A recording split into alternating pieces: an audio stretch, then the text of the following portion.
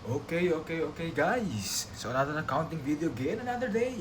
Another sakit ng ulo na naman po tayo today. So a rainy day for everyone. Pero still, tuloy natin itong video discussion natin, no? About management services. So ngayon, pag-aralan naman natin si job order costing. So sa topic natin, nandito muna tayo. Unahin muna natin ito si number 5. Job order costing. Sige. So sa job order costing, para ma-visualize natin yan, bigyan muna natin ng kwento. Okay, so let's say for example, meron kang company na tawagin natin, yung pangalan ng company natin is the Master Furniture Company. Let's assume, okay, na si Master Furniture Company na yan, gustong magbenta kay customer A, kay customer B, and kay customer C. Sabi, ang gustong bilhin daw ni customer A is study table. Kay customer B, luxury table. And kay customer C naman daw, office desk. Okay. Now, let's assume, sa paggawa ng study table, luxury table, and office desk ni Master Furniture, ang total daw na na-incur niya na materials is nasa 3 million pesos. With regards to the labor daw, 2 million, and yung mga overhead, any indirect materials and indirect labors or any other kinds of overhead na na-incur niya. For example, utilities expense, depreciation, is a total of 5 million pesos. Therefore, yung total cost daw sa pag-produce ng tatlong product is nasa 10 million pesos. Now, if we average this dun sa tatlong product natin or tatlong job daw natin, sabi, yung total cost daw ng isang job is nasa 3,333 and 333 or 333,333 pesos. Each yon. Each job. Isang study table, isang luxury table, isang office desk. I-assume natin na yung total, i-assume natin na gusto mo siyang ibenta at a markup of 50%. Therefore, 3,333,333 times 1.50, that's around 5 million pesos. Therefore, ang selling price natin nasa 5 million pesos. So, ano nangyari? I-assume mo ngayon, study table lang yan. Bibili mo ng 5 million pesos. Luxury table, 5 million. Office desk, 5 million. Luxury table, same ng selling price sa study table.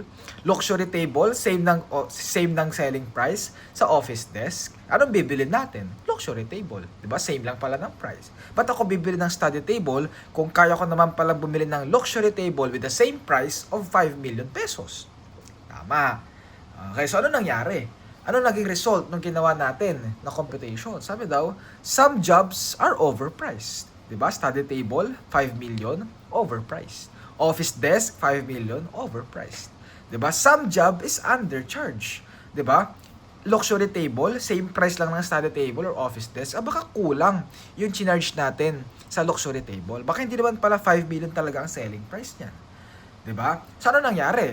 Business now or si Master Furniture or yung management ni Master Furniture would not know, hindi niya malalaman kung alin ba yung talagang trabaho dito sa tatlo that is profitable.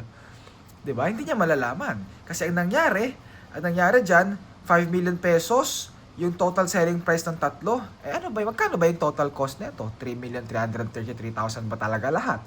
'Di ba? Talaga bang yung total materials sa 3 million, tigwa 1 million sila? Baka naman yung materials, 2 million na kay luxury table, 500,000 lang kay study table and office desk. 'Di ba? Kasi mas mataas yung materials ng luxury table 'Di ba? And mas maproseso ang luxury table. Baka dapat mas madami pa lang labor na inallocate sa luxury table kaysa sa study and sa office desk. 'Di ba? Therefore, yung cost ng luxury table pwedeng underpriced. Kaya yung selling price niya underpriced din. Study table, office desk, sobra naman yung chinarge mo na cost dyan. Tapos minarkapan mo ng 50%, 5 million mo binenta, o some job, o yung trabaho na yan, overpriced. Nang nakuha. So nakuha yung nagiging dilemma natin with regards to accounting, 'di ba? Kung magkano mo i-charge yung isang bagay and magkano yung cost na i-allocate mo sa isang bagay. Lalo na pag marami kang ginagawa. And yung marami yung ginagawa mo na yan, specifically, okay, tigi-tigisa. Okay, hindi siya sabay-sabay ginagawa. Hindi siya pare-pareho na product or trabaho. Ginawa mo, magkaiba si study table, luxury table, and si office desk. Therefore, papasok ngayon dyan si job order costing. Nasabi daw sa job order costing, it will provide accurate product cost. It helps management to set appropriate selling price, and it can measure profitability and supports better business decision. Paanong better business decision dito, 'di ba? Dito ma-identify mo ngayon kapag na-allocate natin na maayos yung cost, naayos mo kung magkano mo talaga ibebenta yung each product natin, makikita mo ngayon dyan, alin ba sa tatlong product ang mas profitable?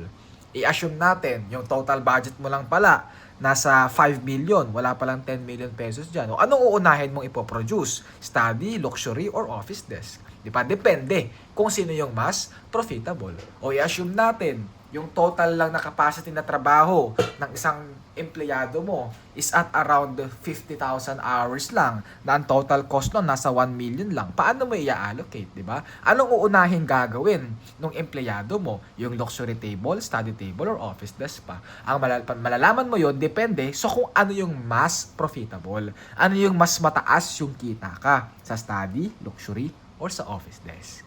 Diba? So, kailangan mo ngayong i-specify kung magkano ba talaga yung cost nitong tatlo na to. Hindi lang siya ina-average lang daw dapat.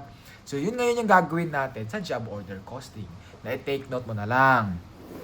Sa job order costing, okay, job order costing is being used by companies that makes relatively small quantities of distinct products or perform unique services. So, anong ibig sabihin yan? Sabi daw, usually, ginagamit daw si job order costing kapag daw yung pinoproduce ng isang company, for example, si Master Furniture, is magkakaiba ng product. Ibig sabihin, customized, 'di ba? Or unique with each other. Hindi siya yung pare-pareho na, for example, nagbebenta ka ng ballpen o ang binibenta mo, ballpen, pare-pareho. Diba? Nagbebenta ka ng table, yung binibenta mong table, pare-pareho, table lang. Eh dito ang nangyari, ang binenta mong table, merong study, luxury, and office desk. Tama? Yung binenta mong ballpen, o ballpen yun, sabi daw, hindi yun unique with each other. Pare-pareho na ballpen yun. Eh let's say, for example, merong gustong bumili sa'yo na isang customer. Gusto niya yung ballpen, merong pangalan dito. 'Di ba? May pangalan diyan, sabi Sir Pogi. O anong mangyayari, 'di ba? Customized na 'yon. 'Di ba? Unique with each product 'yon. Dapat yung total cost ng ballpen na 'to, hindi 'yun pareho ng total cost ng customized ballpen. Kasi customized 'yun. Mas nag-exert ka ng effort doon. Dapat mas mataas yung cost noon. Mas mataas mong binibenta 'yun. Hindi lang pareho sa ballpen na 'to. Kaya job order costing is usually used, tandaan natin by relatively small, konti lang ang ginagawa, pinoproduce or binibenta, and usually yung binibenta, unique with each other. Okay? Unique with each other. And number 2, sabi daw, si job order costing din daw, ang objective niyan is to compute the cost per job. Diba? Kailangan mong identify magkano ba yung cost ng each job na to. And job order costing measures cost for each completed job rather than for the set time periods. Okay, ibig sabihin lang yan, kino-compute yung cost sa job order costing, depende pag natapos yung job na to, and job na to. Hindi kino-compute yung total cost ni Master Furniture pagkatapos ng isang buong taon. Hindi siya depende sa period or sa time. Sabi daw, kino-compute yung cost depende sa order. Malinaw. So, yan yung concept ng job order costing. So, bago tayo magsagot ng problem, tandaan muna natin ito. Okay? Yung sa accounting for inventory ng isang manufacturing firm. Di ba, na-discuss na natin in the previous discussion na sinabi natin, si merchandising and si manufacturing magkaiba ng computation ng cost of goods sold. Di ba? Medyo mahaba yung sa merchandising or sa manufacturing companies natin. Same as well sa entries actually. Doon sa sa merchandising natin, simply kapag bumibili ka ng inventory, ang entry mo lang dyan, debit ka ng inventory or debit ka ng purchases, credit ka lang accounts payable. Pag nagbenta ka, debit ka ng cost of goods sold, credit ka ng inventory. Walang kahirap-hirap. Pero sa manufacturing industry kasi natin, di ba, tatlo yung inventories mo. Meron kang raw materials, work in process, and finished goods. Tapos nagkakaroon ka pa or sineseparate mo pa yung mga product cost natin sa direct materials, direct labor, and sa factory overhead. Tsaka ka pa magde-derive sa cost of goods sold natin. Therefore, medyo mas komplikado. Same as well sa entries. Malamang sa malamang, mas komplikado ang manufacturing firm. Therefore, tatandaan na lang natin sa pag-account ng inventory ng isang manufacturing firm, tandaan natin itong 7 process na to. Una, we recognize the purchase or the raw materials na binili natin and we issue such materials. Pag sinabing issuance of materials, okay, yan yung nagamit na materials. Okay, yung raw materials na na-use natin na nagamit natin, i-issue mo. Ibig sabihin, aalisin mo na doon sa storage room kung saan nakatago yung raw materials. Ibig sabihin, yung materials na issued or issue of materials, ibig sabihin, yung materials ginamit na or nilagay na, in process na siya. Okay, inuumpisahan nang gawin yung isang product. Therefore, lilipat siya sa work in process. Take note mo. I-record mo yung purchases. And daw, kapag ginamit na yung materials, nilipat na sa work in process, i-issue mo yung materials. May entry yan separately. And pangalawa daw, we recognize labor cost. Okay, entryhan mo din yung labor cost na nagamit natin. Saan mo ilalagay yan? Kasama sa computation mo ng total manufacturing cost. Diba? Total manufacturing cost, ginagamit mo yan sa pag-compute ng work in process. O refer ka na lang dun sa formula natin na mahaba. And number 3, we calculate predetermined overhead rate. Ayun. Dito ka mahihirapan ng konti siguro sa job order costing. Dito sa job order costing, kukomputin mo yung overhead rate natin. Yung overhead rate o yung overhead cost na i-allocate mo each product. And kailangan daw predetermined. Mamaya, i-discuss natin bakit pa kailangan predetermined or ano ba yung predetermined na yan. So, sa ngayon, alamin na lang muna natin na yung predetermined overhead rate, kinocompute yan using this formula. Okay? Your estimated factory overhead cost, yung total cost mo ng factory overhead na estimated lang ini-estimate lang, divide it by the activity of allocation base. Yung allocation base natin usually direct labor. Pwede rin machine hours, pwede number of units, depende sa kung ano yung sinabi ng problem. Okay. And number 4, we recognize applied factory overhead. Okay, we recognize applied factory overhead. Yung na-compute mo dito na overhead rate, i-multiply mo kung magkano yung nagamit talaga ng oras or nagamit sa products na or magkano yung pinroduce na product. Sabi din, we recognize applied factory overhead. Ang tawag doon sa na-compute mo dito, multiplied by the activity driver is applied factory overhead. Na ginagamit mo yung account na factory overhead. Applied. Okay, mamaya discuss natin. Ano ba yung meron sa applied factory overhead na yan? Sa process muna tayo. So number 5, we calculate our average cost per unit of a job. Okay, dito na makukompute mo na. Alam mo na kung magkano yung raw materials mo.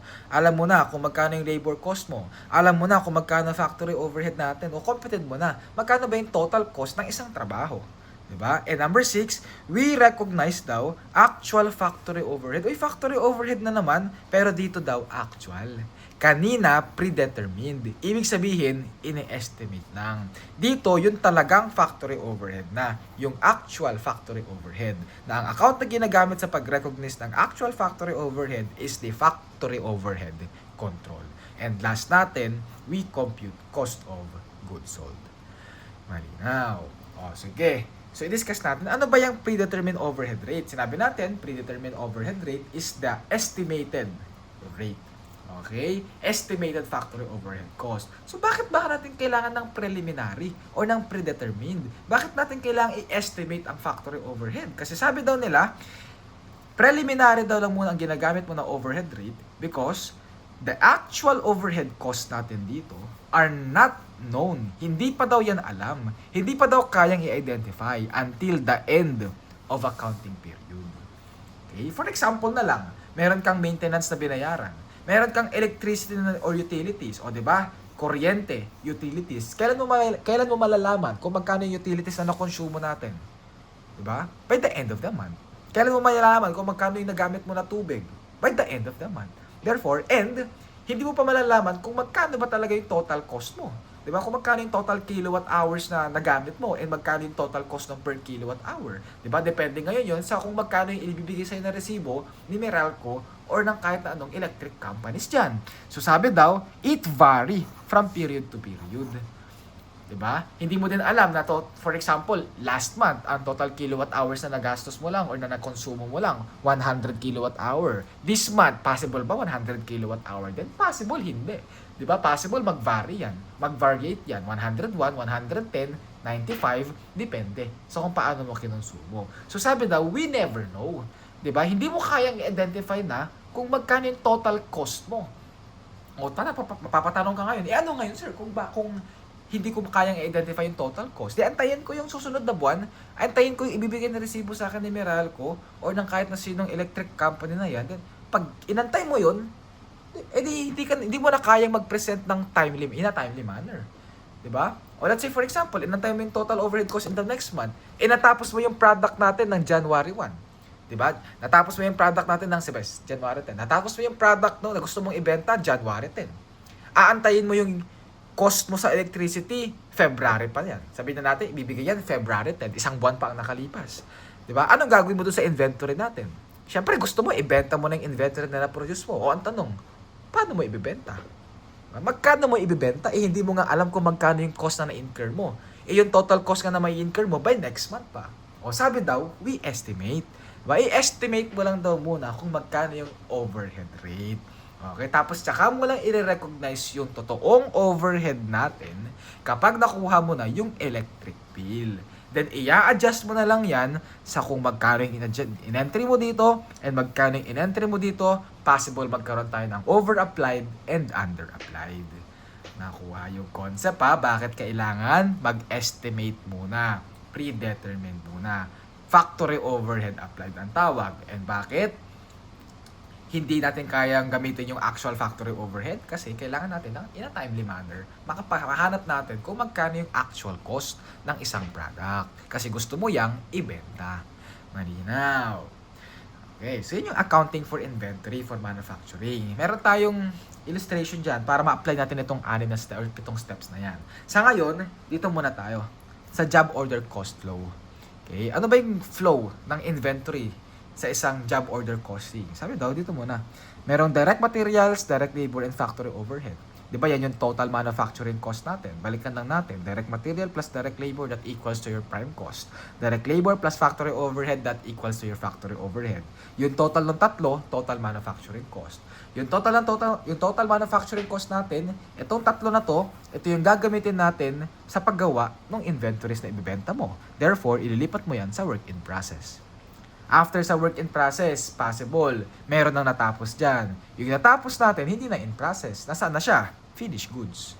Possible yung finished goods na kapag benta ka, ililipat mo siya sa cost of goods sold. So yan yung flow ng job order cost flow natin. Na kapag in detail, pwede mo yung i-discuss using T account. Gawa ka lang ng 3 T account natin. Meron kang raw materials, factory overhead, work in process, and finished goods. Nakuha. So ngayon, dito sa raw materials, possible meron kang beginning raw materials. Meron kang binili, i-add mo lang yun. Meron kang nagamit, yung ending balance ng raw materials, makukompute mo using T account. Na yung nagamit na raw materials, tandaan natin lilipat yan sa work in process.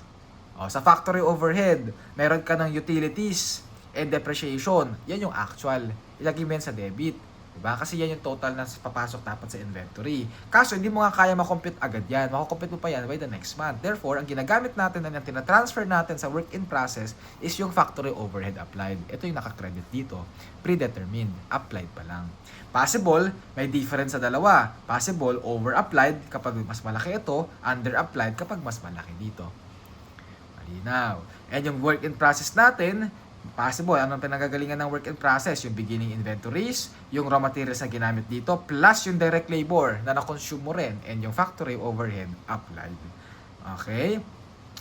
This is equal to, or kapag meron ka na natapos, yun na yung manufactured goods natin, na ililipat mo yan sa finished goods natin. Diba? At pag credit mo, lilipat sa finished goods. Yun yung completed product. Yung beginning finished goods, i-add mo yung completed product, i-less mo yung naibenta mo, that equals to your ending balance of your finished goods. So, balikan lang natin itong over and under. In case daw na merong difference between the actual and applied overhead rate, sabi daw, we close or we adjust such amount, if material daw yung amount, sabi ni management, we recognize it in a work in process, raw materials, or finished goods. Dito sa tatlo na to, pro rata. Okay? I-allocate mo daw yan prorated. And kapag i-material naman daw, which is most commonly na ginagamit natin, cost of goods sold mo daw siya i-adjust. Okay? I-close mo lang daw siya sa cost of goods sold. Malinaw. So sana malinaw yung concept ng job order costing. Try natin i-apply ngayon itong accounting for inventory sa manufacturing firm. Yung paano kino-compute yung predetermined overhead rate. Ano magiging itsura nito Or paano mo kino-compute yung ending balance natin dito and paano mo kino-close yung over or under applied. Gawin natin yan sa ganitong illustration. So sabi dyan, okay, Mahalco Company is a manufacturing firm that uses job order costing. On February 14, the beginning of its fiscal year, the company balances were as follows. Meron daw tayong raw materials inventory of 200,000, work in process inventory of 150,000, and finished goods inventory of 300,000. I-take note mo, itong tatlo na yan, these are your beginning balances. Okay, beginning balances yung mga yan. And sinabi pa, the company applies overhead cost to jobs on the basis of machine hours work. O, ito yung activity driver dun sa formula natin. Ito yan, estimated allocation base. Ito yun, machine hours worked. For the current year, the company estimated that it would work 750,000 machine hours and 4,500,000 in factory overhead cost. O, compute natin to. Estimated daw factory overhead cost natin, 4,500,000. Total estimated machine hours daw, or yung activity driver daw natin, 750,000. This is equal to 4.5 divided by 750, that is equal to 6. Yung predetermined overhead rate natin, 6 pesos. Wow, okay na tayo dyan. Nakomplete mo na. Mas madali lang yan. Next. Sabi, the following transactions occurred during the year. Binigyan ka ng maraming transaction. Anong requirement? We prepare journal entries for the following transactions. Yun, para ma-familiarize ka sa entries. Yung sinasabi dito, we record purchases, issue of materials, record labor cost, we record applied overhead, we record actual factory overhead. I-apply natin yan dito by journal entries. And number 2, i-identify daw natin magkano ending balance ng raw materials, work in process, and finished goods inventory. 3, prepare the journal entries to close any balance or over or under applied. Paano mo i-close? And sinabi dyan ang assumption na assuming the difference is not relevant. O alam mo na, not relevant. Alam mo na yan. Saan ipapasok yan? Saan mo i-close? Saan mo i-adjust? Cost of goods sold. Okay. Gawin natin Okay. Entryhan natin isa-isa. Sige yan.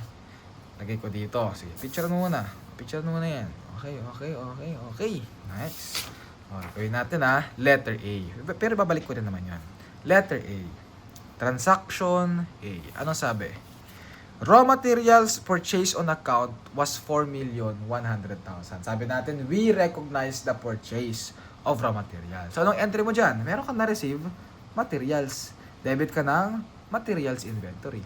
Anong credit natin dyan? Sabi daw, on account, credit ka ng accounts payable. Magkano yon? Nasa 4,100,000. Ayun. Letter B. Sabi sa B, raw materials inventory, requisition and issued for use in production. Ayun yung sinasabi sa issue of materials. Ginamit na daw for production. Sinabi daw, yung materials daw na binili natin, ginamit mo daw sa production, ang total cost daw nun, 3.8. Na ang breakdown daw, 3.6 direct material, 200,000 indirect labor. Ano ibig sabihin nun? Yung 200,000 nasa overhead. Therefore, kung i-entryhan ko yung letter B na yan, ito yung entry ko dyan. Debit ako ng raw materials inventory, requisition, inilipat, or ginamit na for production, di ba? Doon sa T account natin, ano nangyayari? Yung nagamit mo na raw materials, saan mo nilalagay? Work in process inventory. Therefore, sa letter B, debit ako dyan, work in process. Magkano daw yung direct materials ko? 3.6. Ilagay ko dyan, 3,600,000. Ano ko lang to? Okay. And ano yung credit ko? Materials. Magkano yung credit ko na materials? 3,600,000. Diba? Tapos, aside from that, so bakit 3.6? Asan yung 200,000? O yung 200,000, ang gagawin mo nandyan, credit ka. Yes, credit ka ng materials kasi nga nagamit mo na. Alisin mo yung materials. Magkano? 200,000. Pero yung ide-debit natin dyan, hindi work in process. Bakit? Kasi diba, sinabi natin, yung work in process na pupunta sa work in process, yung factory overhead applied. Therefore, hindi mo ide-debit yung work in process kapag meron kang actual factory overhead. Kasi actual yan, actual indirect materials na ginamit mo yan. So, actual overhead yan. Nasaan yan? Eto yan. Okay, gagamitin mo factory overhead control. We debit factory overhead control. Nasa 200,000. Tsaka kung mapapansin mo sa T account natin, sa factory overhead, yung actual factory overhead nasa debit. Yung predetermined factory overhead, yung applied lang, yun yung nasa credit lagi. Okay? Kaya si factory FOH control, 200,000 nasa debit yan. So yun yung entry natin for letter B. Letter C. Ano bang sabi sa C? Cost were incurred for employee services, direct labor of 750,000, indirect labor of 1.1. O, alam mo na, overhead yan. Sales commission, ay 900,000, hindi yan product cost. Ano yan? Selling expense yan. O, administrative salaries of 2 million, admin expense yan. So, hindi yan dapat sasama sa inventories. Dapat naka-expense yung mga yan. Ito naman, direct labor. Ito. O, entryhan natin. Saan papasok ang direct labor? Saan papasok? Sa work in process, di ba? Therefore, sa letter C, debit ka na work in process. Sinabi, incurred lang, so hindi pa nabayaran. So, possible, credit muna tayo dyan ng accounts payable. O, credit ka ng accounts payable. Magkano yung direct labor ko? 750,000. Tapos, entryhan ko na lang din yung indirect labor ko. Anong entry ko ulit dyan? Debit ng factory overhead control. Credit ako ng accounts payable of 1 million. Magkano ba? Nasa, 1,100,000. Ayun. Madali lang pala entries, no? Yun, no? 1.1. Tapos, meron kang mga salaries, sales commission, and administrative salaries. O, ano magiging entry ko dyan? Dadagdagan ko lang. Meron akong i-recognize dapat na expenses ko. Okay? Debit ako ng selling expense. Debit ako ng admin expense and hindi pa nabayaran, credit ako ng accounts payable. Magkano selling expense na nakita ko kanina? Sales commission ko, 900,000. Magkano admin expense ko daw? 2 million. Okay, therefore yung total accounts payable ko dito is nasa 2,900,000. Okay, letter D. Sabi sa letter D naman, sales travel cost was incurred for 170,000. Ano, isipin mo na lang, sales travel cost, necessary ba yan para magawa mo yung inventories? Hindi. So, hindi yan product cost. Ano tawag dyan? Period cost. O pag period cost, we expense it outright. Therefore, ang entry natin dyan, debit ka na ng travel expense. O, siyempre, travel expense na incurred na raw. Siyempre, ang assumption natin, hindi na yan inutang, di ba? Sabihin na lang natin, credit tayo ng cash. Nasa magkano daw yon? 170,000. So, yan yung transaction letter D. O, next natin, transaction letter E. O, dito na lang. Sa E. So, sabi sa transaction letter E, utilities cost in the factory is at 430,000. O, utility cost. Saan nagamit? Factory daw. Ibig sabihin, factory overhead. Yan yung cost mo daw. Ibig sabihin, actual yan. Kaya ang entry mo, debit ka ng factory overhead control, credit ka ng, assumption na lang natin, hindi pa nabayaran, accounts payable. Magkano daw yung utilities cost natin? 430,000. Diba? Dali lang yan. Kailangan mo lang ma-familiarize yung sarili mo sa entries. Next natin, letter F. Sabi sa F, advertising cost of 1.8. Advertising cost o period cost yan. Diba? Debit ako ng advertising, i-shortcutin ko na lang advertising expense. Sabi dyan, sabi na lang natin, accounts payable muna at the amount of 1,800,000. Yan yung for F. Next natin for G. Sabi sa G, depreciation for the year. O ibig sabihin, actual depreciation na yan, 3.5. Sabi daw, 80% relates to factory overhead. O therefore, 80% nasa overhead. 20% selling and administrative expense. O expenses natin yan. So kung i-entryhan ko yan, magkano ba 80% ng 3.5? 3.5 times 80% nasa 2,800,000. Yung 20% naman yan, less 3.5, that is equal to 700,000.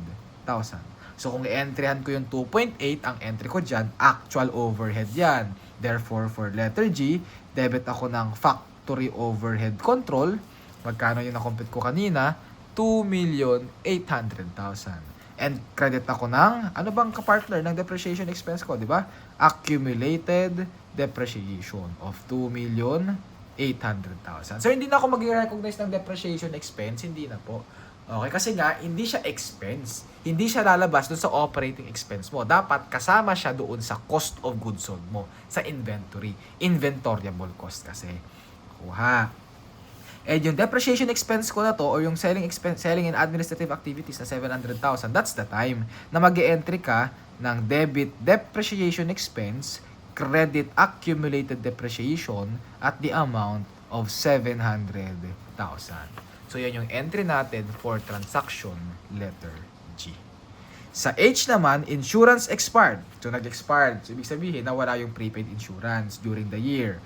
100,000. 70% relates to the factory overhead or factory operation. So, 70,000 yon.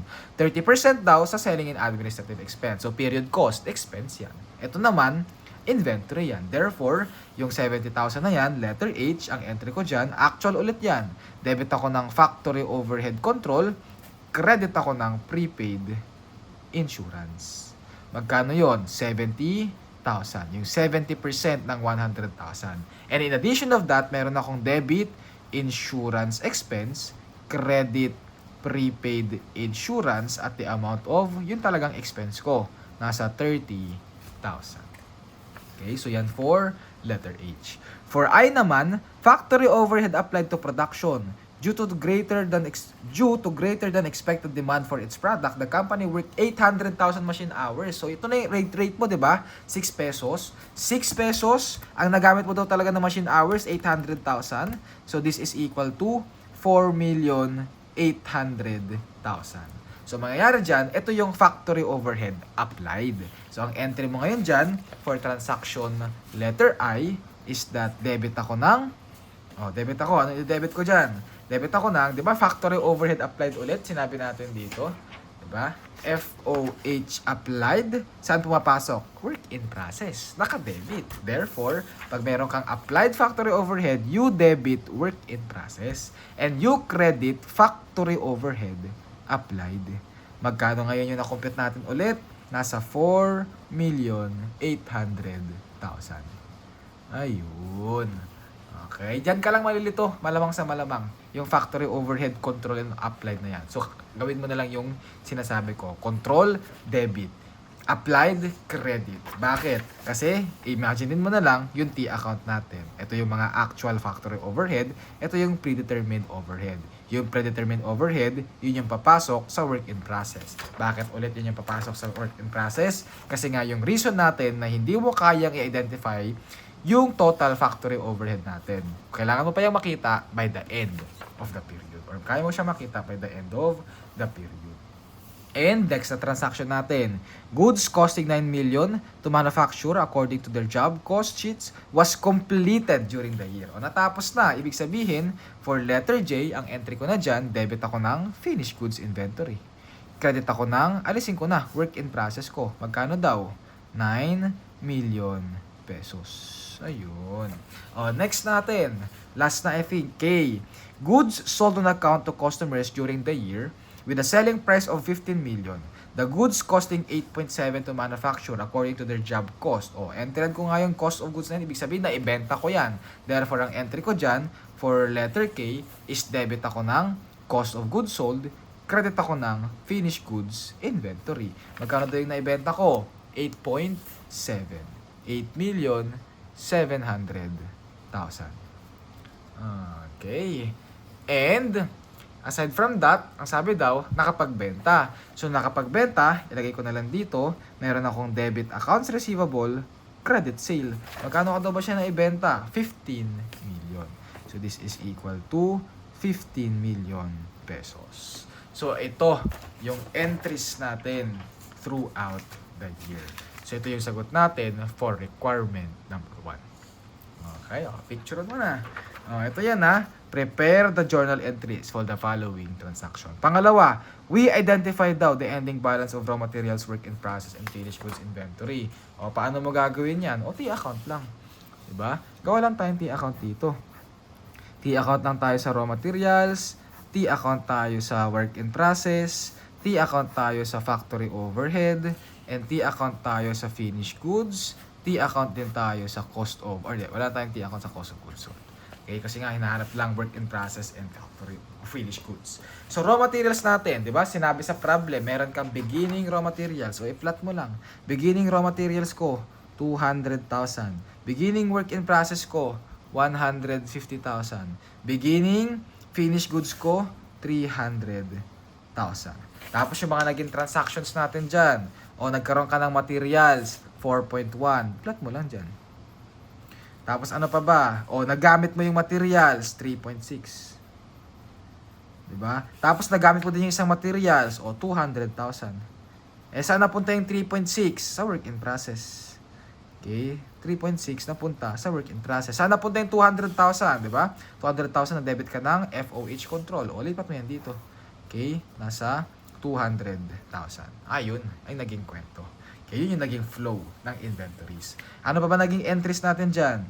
O letter C, nag-debit ka ng work in process, credit accounts payable, kasi ito yung labor natin, di ba? Debit ka ng work in process dito, magkano? 750,000. Yan yung direct labor mo. And then, nag-debit ka ng factory overhead control of 1.1. O, ilagay ko na yan dito. 1.1. Sa factory overhead, 1,100,000. Ano pa ba? Selling expenses, wala naman. Travel expense, wala din.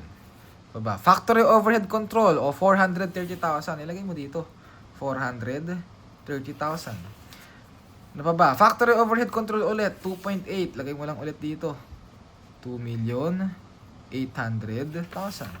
And then, depreciation expense yan. Factory overhead control din. 70,000. Yun ang galing sa insurance. Ano pa?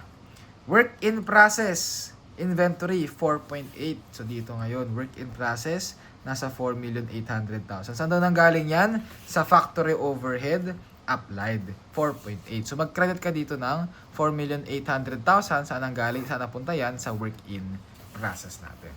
And sinabi din, finished goods inventory is 9 million. So, natapos na yung work in process ko. Magkano natapos na? 9 million. Saan daw napunta? Finished goods. Napunta yan dito sa finished goods, 9 million pesos. And then, naibenta daw yung 8.7. O, alisin mo lang dito. 8,700,000. This is your cost of goods sold. Kaya ang hinahanap sa atin muna, ending inventories. So, compute lang natin. Ending inventories ng mga yan. Raw materials ko, 200,000 plus 4.1 plus 3.6 less 200,000. Ending balance ng inventory ko dito is na raw materials is nasa 500,000. O, yung sa work in process ko, magkano? Meron ako dyang 150 plus 36 plus 750 plus 4.8 less 9 million. This is equal to 300,000 o ending balance ko dyan, 300,000. O hindi naman hinahanap factory overhead control, iaalisin ko na, hindi ko na kukumpitin. Nilagay ko lang, pinakita ko lang na ito yung overhead applied, ito yung actual overhead. Okay, factory overhead control. And then finished goods natin, 300 plus 9 million plus 8.7 or 300 plus 9 million less 8.7. This is equal to 600,000. O 600,000 yung ending finished goods ko. So nasagutan ko na yung isang question ko sa number 2 na identify ko daw ending balance ko ng raw materials, work in process, and finished goods inventory. Last natin, prepare the journal entry to close any balance of over or under applied overhead assuming the difference is not relevant. Magkano ba yung over and under applied? O tingnan mo nga. Factory overhead ko. Ako, computing ko lang din pala yung factory overhead ko. Ilagay ko na lang po dito kasi maguguluhan ka na lang. Okay, ilagay ko na lang dito sa portion. O magkano yung overhead na actual ko? 200 plus 1.1 plus 430 plus 2.8 plus 70. That is equal to 4,600,000. Yung applied ko, magkano? 4,800,000. Therefore, merong difference na 200,000. O ano mas mataas? Ito. Ano ba yan? Applied. Therefore, 200,000 is over-applied. Diba? Sobra daw yung in-apply ko. Ang total actual factory overhead ko lang daw pala is 4.6. Ang ginamit kong overhead cost daw dati, nasa 4.8. So, sobra ako ngayon ng factory overhead. So, anong gagawin ko ngayon dyan? Kung sobra ako ng factory overhead, sobra yung in-apply ko dito. Naka-credit yan. Anong gagawin ko? Debit ako. Debit ako ngayon ng factory overhead applied. Diba? Babawasan ko yan. Diba? Naka-credit yan. Babawasan ko yan. Magkano? 200,000. Tama. Anong ka-credit ko? Sabi natin, kapag irrelevant 'Di ba? Pag immaterial, which is sinabi dyan, not relevant, saan mo daw dinedebit ulit? Sa cost of goods. Saan mo ine-entryhan o ina-adjust? Sa cost of goods sold. Therefore, credit ka ng cost of goods sold of 200,000. Ito ngayon yung entry natin for requirement number 3. Malinaw. Okay, So, dito, sa job order costing natin, ito lang ang tatandaan natin, Itong steps lang natin dito. And, kailangan mong tandaan, i-differentiate ano yung reason ulit bakit mayroong factory overhead applied and mayroong factory overhead control. Kasi malilito ka dyan sa pag-entries natin. And yung mga examples ng entries natin, nandito yan. So, I hope malinaw si job order costing. By next meeting, lilituhin kita ng konti. We will discuss process costing, which is in relation yan sa job order costing. Sa ngayon, pahinga ka muna. Good luck, God bless, and ciao!